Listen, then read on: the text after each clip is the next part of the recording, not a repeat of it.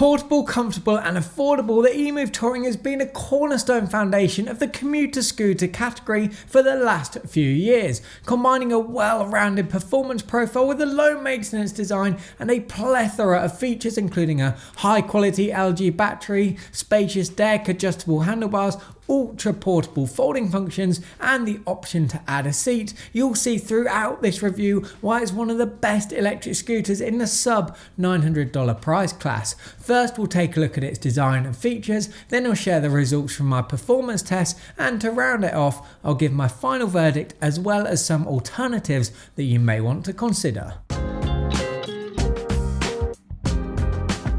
The EMOVE Touring has been around since 2020 and its design has remained largely the same. Like its fellow commuter scooter counterparts, it sports a relatively simplistic yet functional frame. However, what sets it apart is the fact that it's available in a series of colours including red, black, purple, orange and white. But it's not just aesthetics where it succeeds. Each component of the frame has been well built. Take for instance the cockpit. Measuring 22 inches in width, the Touring sports some of the widest handlebars in the commuter scooter category. It dwarfs those on the popular Fluid Mosquito by a whopping 6.2 inches and is a close match to those on the Horizon. Combined with the flared rubber hand grips, controlling the scooter is a breeze, but it's not just manoeuvrability that the handlebars afford. Equipped with a light switch horn, key start ignition, voltmeter and display, everything you need to manage your ride is at your fingertips. However, I did find that it felt a little bit cramped between the finger throttle and the hand grip. The good news though is that you can switch the finger throttle for either a thumb or twist unit for an additional $59.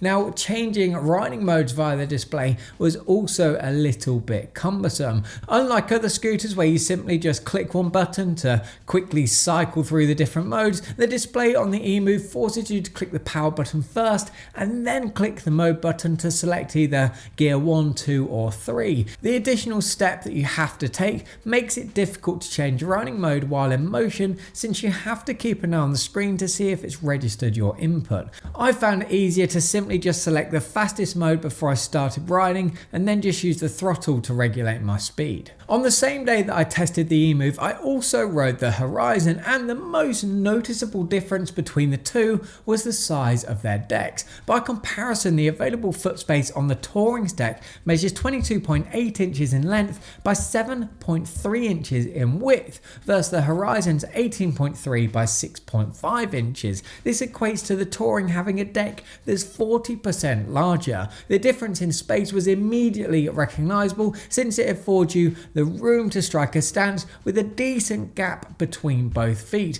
For bigger riders, this will be a key selling point.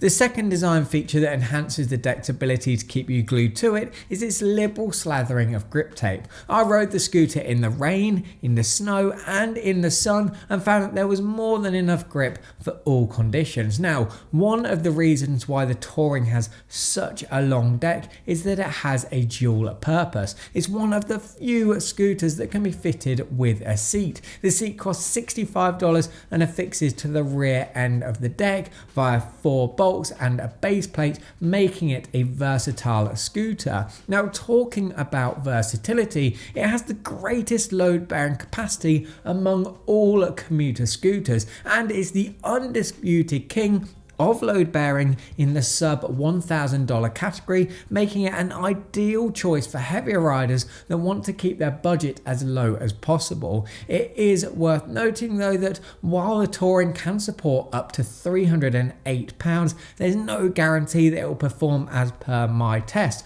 For context, I weighed 190 pounds when testing the scooter, and so I can confidently say that it performs well for loads in and around this figure. However, I have seen heavier riders weighing up to 250 pounds report that the scooter still does a good job, even when going up hills. One area of the Touring design that doesn't deviate away from its competitors though is its mix and match approach to its tyres, with a pneumatic up front and a solid rubber one at the rear. Here the pneumatic soaks up vibrations and, thanks to its rounded front-on profile, allows the scooter to remain nimble. The tyre at the rear, however, is solid, square square in its design and slightly thicker. At this point, it's important to point out that the vast majority of flats occur at the rear, which is why the Touring forgoes a rear pneumatic. So not only does the solid tyre eliminate the possibility of a flat, but its ever so slightly wider profile maintains traction on the straights thanks to a bigger contact patch. Ultimately, this ensures good traction when accelerating and braking. The Touring also brings benefits to the table in the way of its portable design. It has a slick cantilevered folding mechanism and a thin lightweight frame of 39 pounds to make it a commuter's dream. The key components that make it so portable though are its foldable handlebars and telescopic stem. Thanks to the spring-loaded cuffs, the handlebars have a pull and release mechanism that enables you to fold and unfold them in mere seconds. The same can be said for the telescopic stem and its quick release locking lever. The only thing that you need to be conscious of is the fact that foldable handlebars can be a double-edged sword. While they bestow the scooter with more portability, they can loosen over time, meaning either side of the handlebars can be wiggled up and down. This is an easy fix though, and it takes less than 2 minutes to tighten the adjustment screws.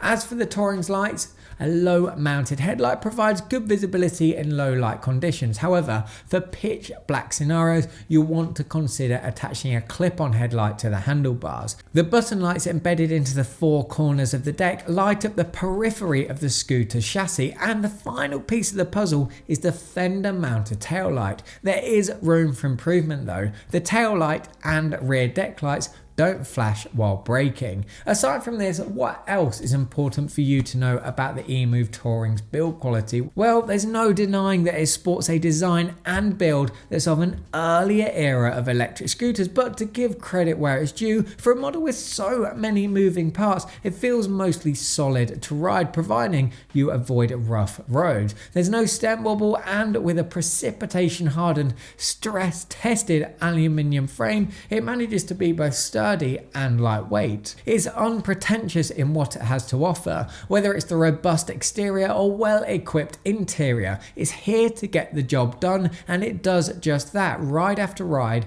charge after charge. Take for example its high quality LG battery that's regulated by a smart battery management system. This helps safeguard the battery from overcharging, overheating and short circuiting to ensure its longevity. Even the fenders are well built and do a good job of protecting you from splashback, while an IP54 water resistance rating takes care of the scooter in the rain. One thing that I noticed while riding over a very rough road though was that I heard some rattling. I think this was a result of the suspension not being able to fully absorb the shocks and vibrations, but we'll take a closer look at this in the performance report next.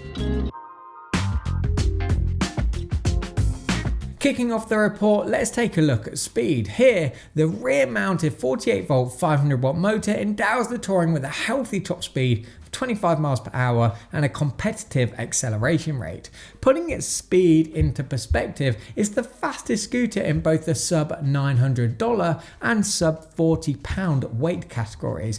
But how do its velocity credentials measure up to its rivals when we expand the price range? Well, applying a $500 bracket around the Touring's price tag reveals 14 comparable models, and yet it manages to secure a podium position where it shares second place with the fluid Mosquito. The only model to beat it is the SPLACH Twin, but this is to be expected considering that it has dual 48-volt 600-watt motors. Combined, these put out 700 watts more continuous power than what the Touring is capable of. As for acceleration, the Touring's 4.5 second stint to 15 miles per hour beats both the Horizon 13 and the Mosquito by 0.2 and 0.5 seconds, two of the scooters that I recommend as alternatives. In practice though, there's not a lot of difference between the EMOVE, Horizon and Mosquito models where acceleration and speed are concerned, so really it comes down to your preference between the three. Where there is a noticeable difference though is with the SPLACH Twin. As a result of its more powerful dual motors, it accelerates to 15 miles per hour in 3 seconds, making it 33% faster off the line. But you do have to sacrifice some portability with the Splash since it weighs 53 pounds and it also costs more. Now, one area of performance that is affected by motor power is gradability. The advertised hill climbing incline of the Touring is 15 degrees, but based on my test, I found that the optimal incline was 9 degrees. This means it can scale slopes that sit between gentle and moderate, but as soon as you push past this, you'll see a significant drop in performance. In the wider landscape of electric scooters, no model in the sub $900 price class can offer truly excellent hill climbing quality, so there's no disadvantage or advantage of owning the Touring here. Moving our focus to mileage now, the Touring packs 624 watt hours in its 48 volt 13 amp hour LG battery to keep the wheels rolling for a maximum of 32 miles. Now, the maximum range can change based on how hilly the terrain is, how fast you're riding, your weight and the weather.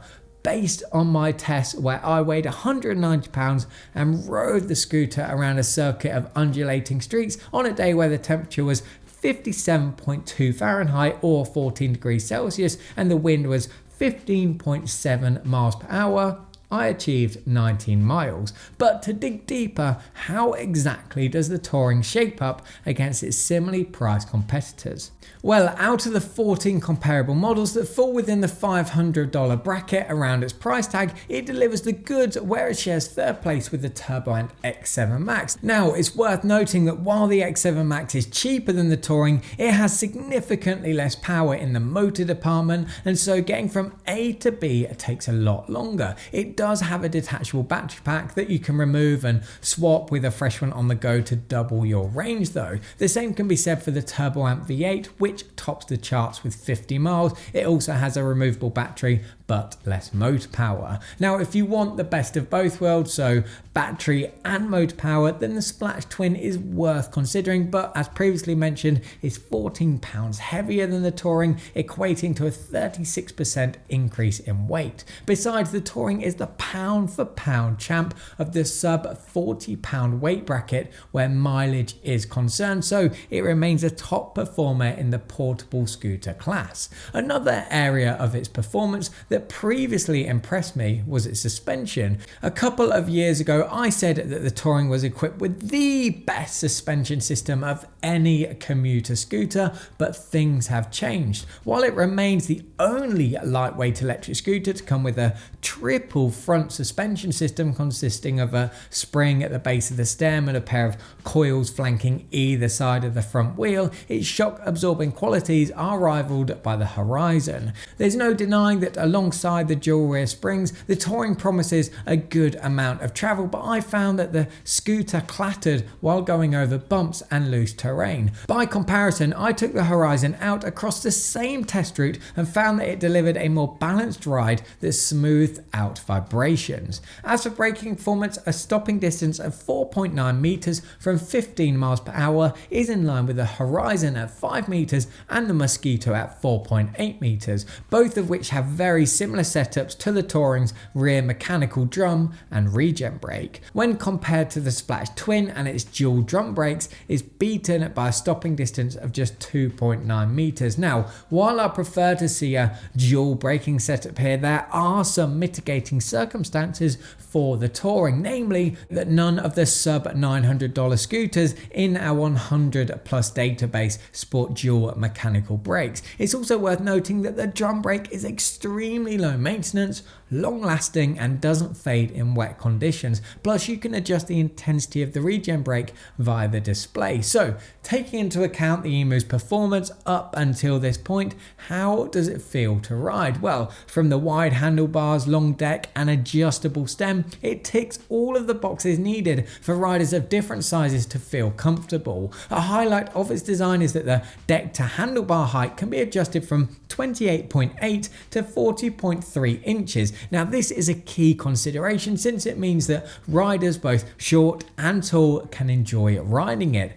By comparison, the Horizon, which as you've probably guessed by now is one of the Touring's most fierce competitors, has a telescopic stem that can be adjusted to a maximum of 38.5 inches, meaning it runs a little bit short for riders over 6 foot. Elsewhere, the tyres enable the scooter to remain nimble, while the different spring rates of the suspension setup allow it to soak up vibrations so long as you stick to well-maintained streets and sidewalks. Combined with its nippy acceleration, sprightly top speed and respectable range, it does a good job where all-around performance is concerned. This scooter is at its best in the playground of the city, where it can stretch its legs on smooth, predictable surfaces. Whether you rely on it for the last mile of your commute or recreational rides, it's built to take the rigours of daily use in its stride. From its chart-topping speed and acceleration in the sub $900 price category, to its status as the pound-for-pound champ of the sub £40 weight bracket where mileage is concerned, the EMOVE Touring is a top performer in the portable scooter class. Combined with its inclusive design and reliable build, it ticks the value for money box. Pros include best-in-class speed, acceleration and range, an inclusive design that's ideal for all riders of different shapes and sizes, an extremely high load bearing capacity, adjustable handlebars, it's portable, it's also low maintenance, it has a high quality LG battery, an IP54 water resistance rating, it's available in 5 different colours, and you have the option of adding a seat.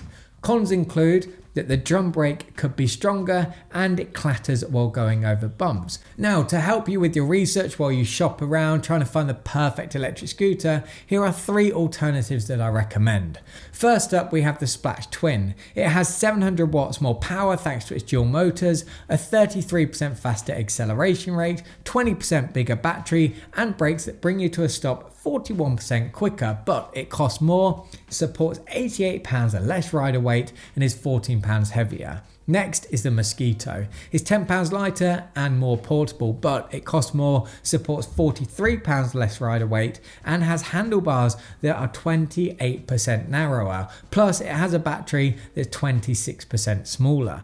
And finally, we have the Horizon 13. Its ride quality is better, especially at top speeds. It's more compact, there's no wiggle room in the handlebars because they screw it into place, and the controls are more ergonomic, but it doesn't have a water resistance rating. Its maximum deck to handlebar height is shorter, meaning it's less suited to riders over 6 foot, and it supports 43 pounds less rider weight. To find out more about the EMOVE Touring and any of the other scooters featured in this video, click on the links in the video description. Also, sub to the channel if you found any value in this video. Thanks for watching, and I'll see you next time.